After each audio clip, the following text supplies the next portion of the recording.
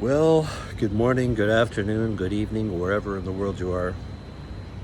I'm just making this video here um, to discuss again the fact that I decided not to go to my mother's funeral. As you know, I'm in Thailand, which is basically a 20-hour flight in the opposite direction to Canada, which is where my mother is being cremated.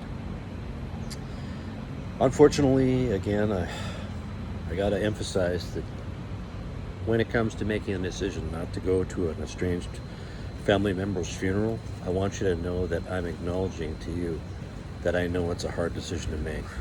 I know it's really hard to decide not to go. But honestly, after I made the decision not to go, sure, there have been moments where I've been feeling sadness and more or less sadness because I'm wishing I had a different family of origin, family that was forgiving and loving and could look past things. But for me, being invited to a family member's funeral that didn't even want to see me while they were alive, they didn't respect me while they were alive, but then the rest of the family expects me to show up and honor them in death.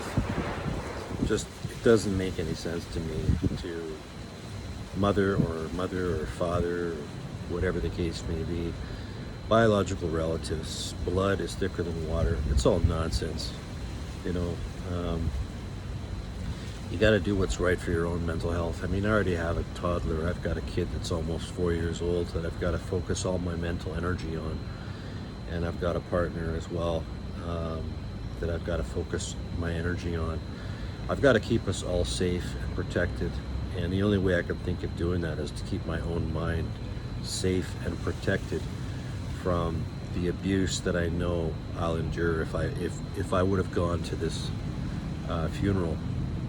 I know I would have endured abuse from relatives because they would have said to me things like, "Oh, you've been gone for years and now you show up when someone's dead. How nice." Questions like that. And a lot of people will say, you don't know if that's what they're going to say for sure until you go, right? But people who say that don't understand that I understand my family better than anybody else does. I know how they think. I know how manipulative they are, how they plot, plan, get a real kick out of deceiving you and others. I've been deceived so many times. My father forced me to sign documents without even explaining them to me what they were. Just things like that. No respect, like absolutely no respect whatsoever. And you get to a certain point in your life, like I'm 54 years old, which makes me over half a century old. That's a half a century of learning and wisdom, okay? Learning to listen more than I speak, learning to learn from my experiences. And my experiences with my family, they just were not good. They were just not good. And if you're having a difficulty making a decision, should I go to the funeral of an estranged family member? Remember, there was a reason why they became estranged from you in the first place. There was a reason why you left in the first place, okay? That reason has not disappeared just because they are dead, okay? They still have surviving family members that also took part in the abuse. So you can expect that they were going to abuse you when you show up for that funeral. 9 times out of 10, that's what's going to happen.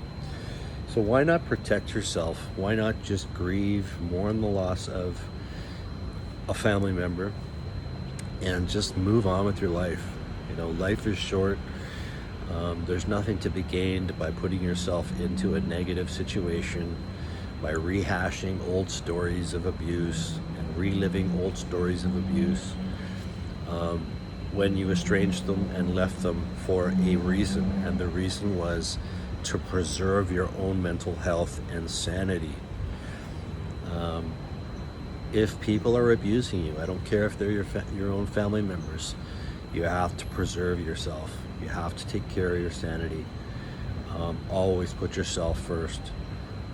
I know it sounds selfish because it is, but there's good selfish and there's bad selfish.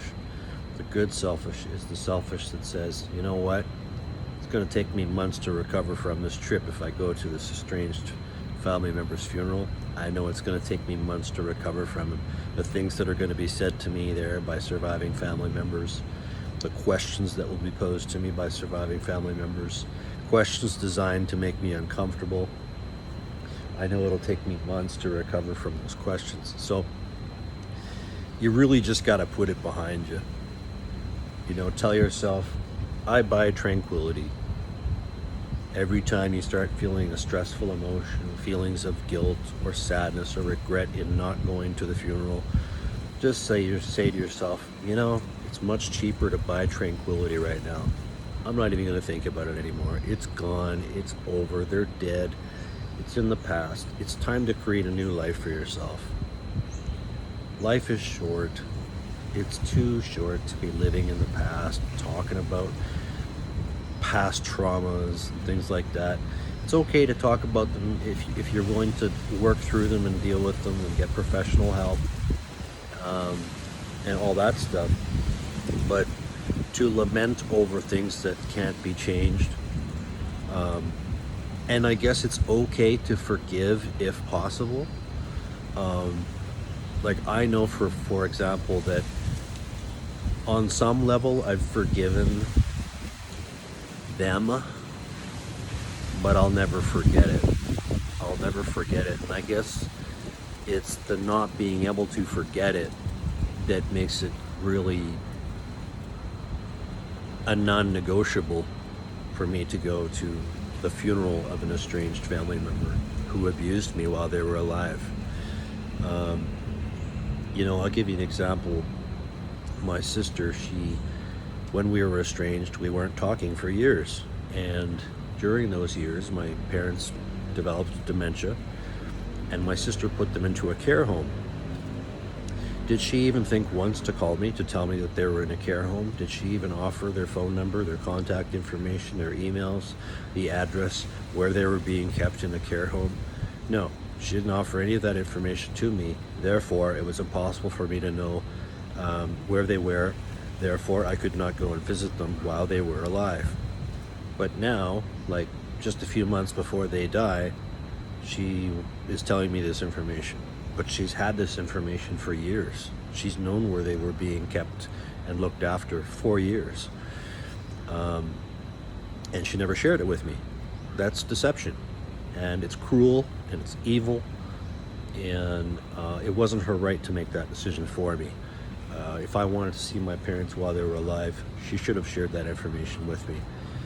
But she chose not to, and that's what an evil person does. So when people make decisions that are like that, you have to look at who they are as a person. You know, my sister, she says, "Oh, I love you, Kevin, and I miss you, can't wait to see you." What? Why is that now? All of a sudden, just because an estranged family member is dead, you suddenly love me and can't wait to see me? Why didn't you feel that way when they were alive? Doesn't make any sense. You see what I mean? You just got to watch out for the narcissist. They'll always try to trap you. They'll always try to trap you and put you in uncomfortable situations. And I would just say to you, moving forward, keep doing what's right for you. Focus on your own goals. Stay healthy physically, mentally, spiritually, and don't punish yourself for making difficult decisions. Sometimes the hardest decisions are the best ones, you know? And I know it's also been true, the reciprocal is true, that sometimes the easiest way out is not always the best way out. So people could say to me, for example, it's harder to go, which means it might be the better way to go because you can reconcile with family members that you've been estranged from for so long. That's true. You can look at it from that angle too. But when you know your own family so well and you know the way they think, you know that the hardest way, that is to say going, to the estranged family member's funeral is not the way to go. In this case, the hardest way, going and attending that estranged family member's funeral, is not the way, it is not the right decision. It's the worst decision. The easier way, the better decision, is the easier way, which isn't entirely easy because it's emotionally draining, is to just not go. Don't go. Don't fly 20 hours on a plane halfway around the world to an estranged family member's funeral. It just doesn't make any sense, because you're going to be lambasted and bombarded by the survivors, you know, the other estranged family members who took part in the abuse of you. So don't let that cloud your judgment, the feelings of guilt and, oh, I'm a bad person for not going to the funeral. Remember why you estranged yourself from them in the first place.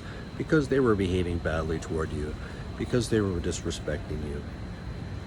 You had to do what you had to do. So a funeral is a funeral. It will pass. Death is inevitable. We're all going to die one day. That's just the way it is.